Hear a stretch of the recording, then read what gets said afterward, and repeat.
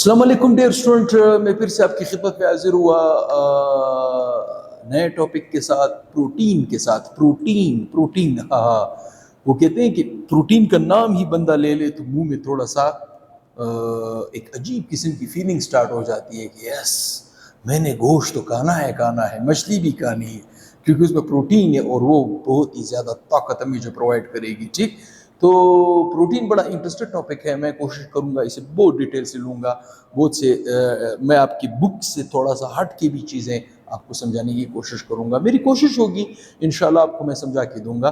देखिए, हमारे पास टॉपिक है प्रोटीन। सबसे पहली बात, ये प्रोटीन का लफ्ज़ ग्रीक वर्ड से निकला है। किससे निकला है? Greek words. ठीक, ग्रीक कौन से वर्ड से? प्रोट्यूस से, जिसका मतलब है प्राइम इंपॉर्टेंस। प्राइम इंपॉर्टेंस, सबसे पहली जरूरत भी आप इसे कह सकते हो। ठीक, अच्छा, अब आते हैं इसके डिफिनेशन की तरफ।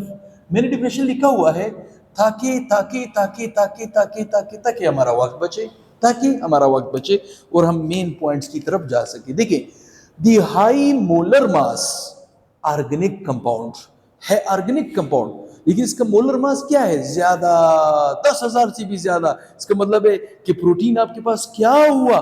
मैक्रोमॉलिक्यूल, पहली बात। ठीक, which upon complete hydrolysis give alpha amino acid.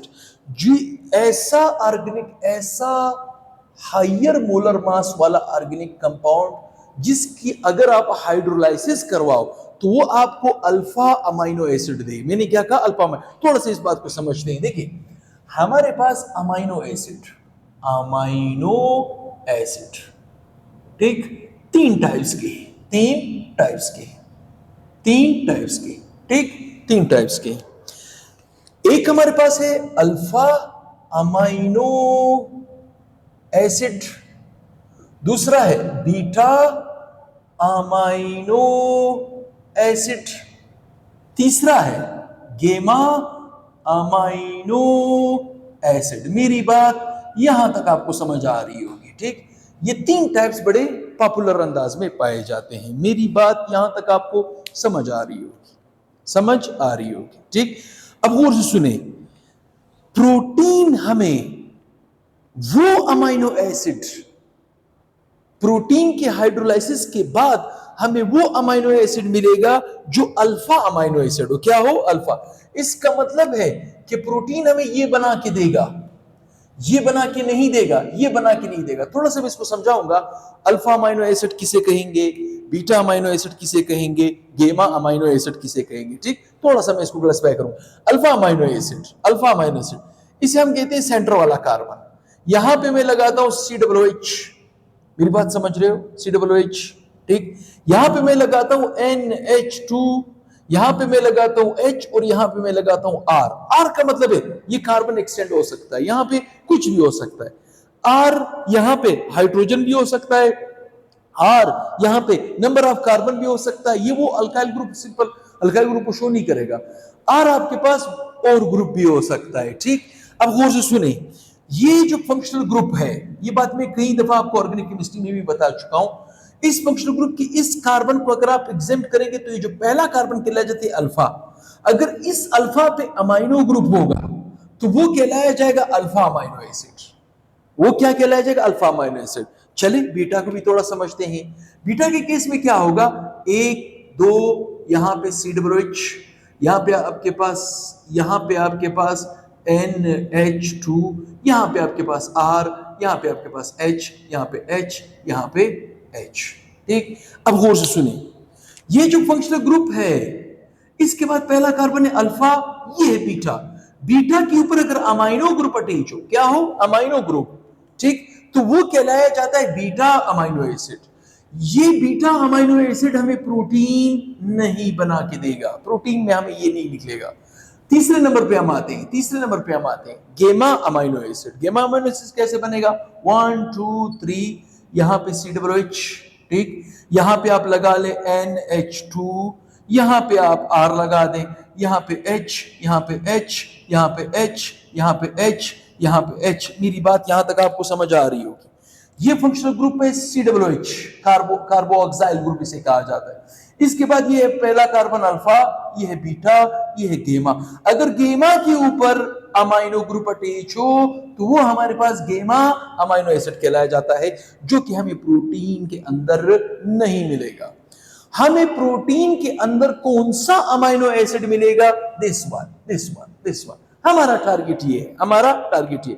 किसी ने स्क्रीनशॉट लेना हो तो लिख चुका होगा, क्योंकि मैं इसको साफ करूंगा भी और एग्जांपल्स भी आपको बताने वाला हूं। ठीक, चलिए प्रोटीन के कुछ मेन पॉइंट्स को भी समझते हैं। सबसे पहली बात, protein are present in all living organism, animal and plant.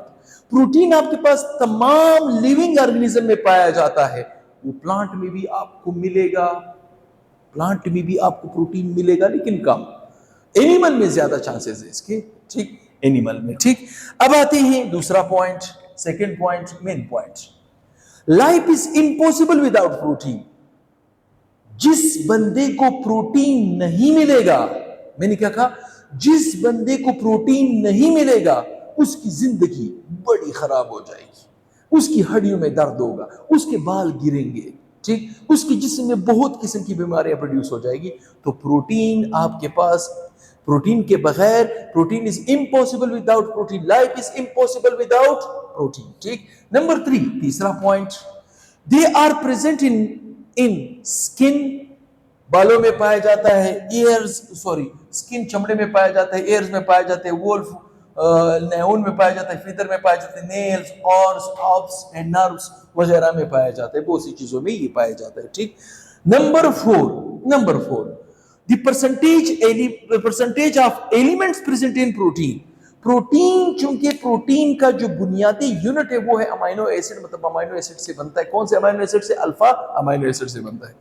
लेकिन उसके अंदर कार्बन के मुख्तलिफ एलिमेंट जो इसके अंदर पाए जाते हैं, उन एलिमेंटों की परसेंटेज क्या है मैं यहाँ पे एक्सप्लेन करूंगा। ये मैं साफ करने वाला हूँ, किसी ने स्क्रीनशॉट लेना हो तो वो ले चुका होगा। मैं इसे साफ करने वाला हूँ, ठीक, मैं इसे साफ करने वाला हूँ, क्योंकि यहाँ पे मैंने अभी कुछ एग्जांपल्स और देने में, आगे जाके हम इसको ज्यादा एक्सप्लेन करेंगे। डोंट वरी, प्रोटीन भी इंशाल्लाह आपको उसी तरह समझा के देंगे जैसे कार्बोहाइड्रेट को हमने फाइनलाइज किया था।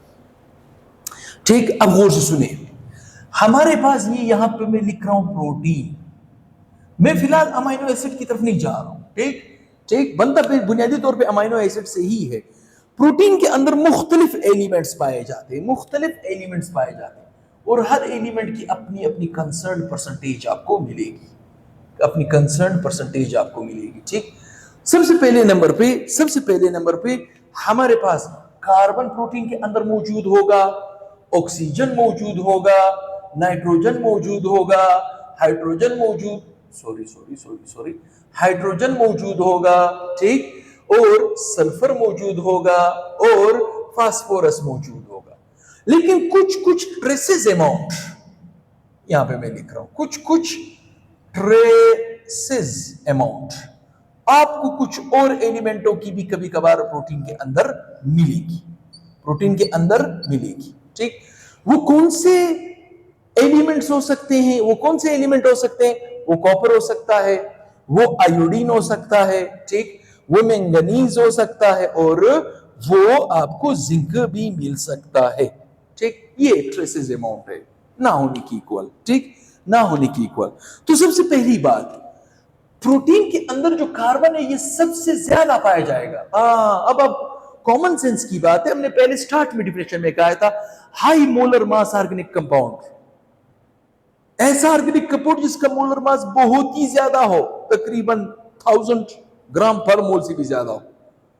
जब ये ऑर्गेनिक कंपाउंड है और उसका मास ज्यादा है, तो ऑर्गेनिक कंपाउंड में मेजर एलिमेंट कौन सा होता है? कार्बन की परसेंटेज यहां पे सबसे ज्यादा मिलेगी, ठीक। कार्बन की परसेंटेज 51% आपको मिलेगा, ठीक। ऑक्सीजन की परसेंटेज सेकंड नंबर पे 23% मिलेगा, ठीक। तीसरे नंबर पे नाइट्रोजन आपको मिलेगा, ये सबसे ज्यादा परसेंटेज के मालिक है। नाइट्रोजन आपको 16% मिलेगा। ये तीन बड़े इंपॉर्टेंट है। अक्सर स्टूडेंट कहते हैं सर सारे परसेंटेज को याद रखना बड़ा मुश्किल है, तो वो कौन से एलिमेंट है जिनको हम याद रखें? सबसे पहली बात, प्रोटीन आपके पास high molar mass organic compound है। High molar mass of organic compound है, तो ऑर्गेनिक कंपाउंड के अंदर आपको अच्छी तरह पता होना चाहिए कार्बन है, ऑक्सीजन है, नाइट्रोजन है, ये तो ऑर्गेनिक कंपाउंड की मेजर एलिमेंट्स है, ठीक। और हाइड्रोजन भी है, और हाइड्रोजन भी है। हाइड्रोजन की परसेंटेज को भी आप याद रखा करें तो बेहतर है, उसकी परसेंटेज में से इसमें कम है। ठीक है, कितने परसेंट है, कितने परसेंट है, कितने परसेंट पाया जाता है? 7%, 7%। ठीक, तो सबसे ज्यादा पाए जाने वाला कार्बन है 51%, ऑक्सीजन 23%, नाइट्रोजन 16% और हाइड्रोजन आपके पास कितना पाया जाता है? 7%। और ये जो आपके पास एलिमेंट है, सल्फर है, फास्फोरस है, देखिए सल्फर आपके पास 1 to 3% मिलेगा। ठीक, और फास्फोरस आपके पास, फास्फोरस आपके पास लेस देन 1% मिलेगा, 1% से भी कम प्रोटीन के अंदर। ठीक, और ये traces amount, traces amount, traces amount का मतलब है ये जो आपके पास एलिमेंट्स आपको मिलेंगे प्रोटीन में, ये लेस देन 0% होंगे। ओहो, अगर लेस देन 0% होंगे तो मे बी 0.001, ये 0.0003, ये आपके पास 0.00004, ये आपके पास 0.0003%, जो 0 से भी कम परसेंटेज के होंगे वो ये वाले एलिमेंट्स होंगे, वो ये वाले एलिमेंट्स होंगे। ठीक, मैं समझता हूं यहां पे, यहां तक आपके पास पॉइंट क्लियर होता जा रहा है। ठीक, अब गौर से सुने, अब गौर से सुने। ठीक, प्रोटीन, ये जो लफ्ज प्रोटीन है, प्रोटीन, ठीक, इसका यूनिट कौन है? यूनिट, यूनिट, ठीक, इसका यूनिट है अल्फा अमाइनो एसिड। अब आप समझ गए हो कि अल्फा अमाइनो एसिड किसे कहते हैं, अल्फा अमाइनो एसिड किसे कहते हैं। अब और सुने, alpha amino acid, alpha amino acid मिसाल मैंने यहां पे लिखा C, यहां पे मैंने लिखा COOH, मैं इसको खोल रहा हूं COOH को। ठीक, यहां पे मैंने लिखा H, यहां पे मैंने लिखा NH2, यहां पे मैंने लिखा R। ठीक ठीक ठीक, मेरी बात यहां तक आपको समझ आ रही होगी। चूंकि इस पहले फंक्शनल ग्रुप के पहले कार्बन को अल्फा कार्बन कहा जाता है। अब गौर सुने, ये जो अल्फा कार्बन है ये चारों तरफ मुख्तलिफ ग्रुपों से इसकी वैलेंसी फील्ड है, तो लिहाजा ये जो कार्बन है, इस कार्बन को हम बड़े प्यार से sp3 हाइब्रिडाइज्ड कह सकते हैं। और जो कार्बन sp3 हाइब्रिडाइज्ड होगा उसकी ज्योमेट्री क्या होगी? टेट्राहेड्रल। ये बात भी आपकी क्लियर होनी चाहिए, ये बात भी आपकी क्लियर होनी चाहिए। ठीक, टेट्राहेड्रल ज्योमेट्री देगा आपको ऐसा अमाइनो एसिड जो अल्फा अमाइनो एसिड हो, अल्फा अमाइनो एसिड हो। ठीक, अब अगर मैं आपसे पूछूं प्रोटीन जो अल्फा अमाइनो एसिड से बनता है, क्या अल्फा अमाइनो एसिड, क्या अल्फा अमाइनो एसिड आपके पास ऑप्टिकली एक्टिव है या इनएक्टिव? ठीक, अब अगर इसको देखा जाए, चूंकि ये कार्बन sp3 है और इसकी वैलेंसी तमाम चारों तरफ, ये कायरल कार्बन, इसे हम क्या कहते हैं? Chiral carbon. इसमें कायरल कार्बन पाया जाता है, sp3 हाइब्रिडाइज्ड तो टेट्राहेड्रल ज्योमेट्री देगा।